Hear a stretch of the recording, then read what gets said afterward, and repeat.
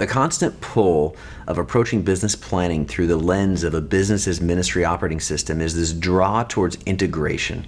It's trying to help us see the entire organization flourish. It's in a journey more than an event. That's why being in C12 is more like going to a gymnasium, a fitness center, where we're constantly trying to get overall stewardship fitness than it is an urgent care clinic just trying to solve a problem.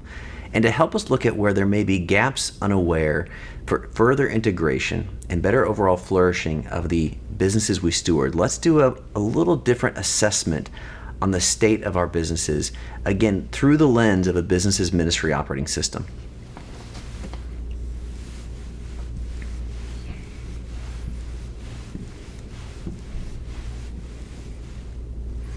So first thing we're going to do is you're going to take the different areas of the business, and we'll start with revenue for simplicity. But you're going to do this across all domains of the business, and we're going to ask a series of critical questions. The first is going to be, how well does that area of the business reflect the mission as stated of our business? How well does that area of the business reflect the vision? Is that area of the business supporting the vision? Is it advancing vision?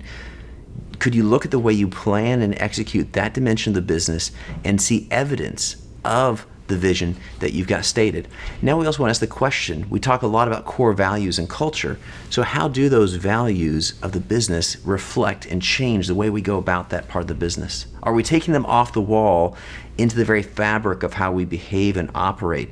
And as you think about that specific team, that specific set of functions and processes and planning, is there an opportunity or gap for how we incorporate and reflect our stated core values? One of the things we talk about in C12 is understanding what is your dominant selling idea, your essential value proposition, the unique way in which you bring all that you are as an organization to the marketplace. And perhaps you found that being redefined slightly. Maybe it's been changing.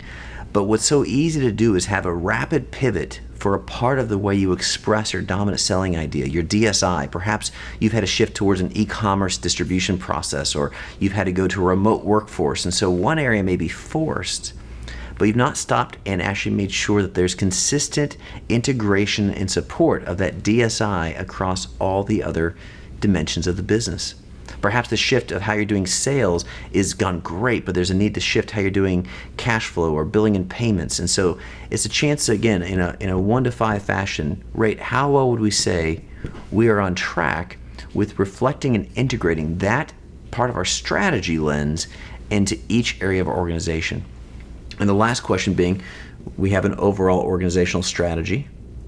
How is that overall strategy? We're trying to reach this market. We're trying to go to this new position. You've done all this different market positioning assessment. Is that area of our business supportive and currently aligned, or has it still got legacy kind of remnant protocol that needs to be refreshed and thought about differently?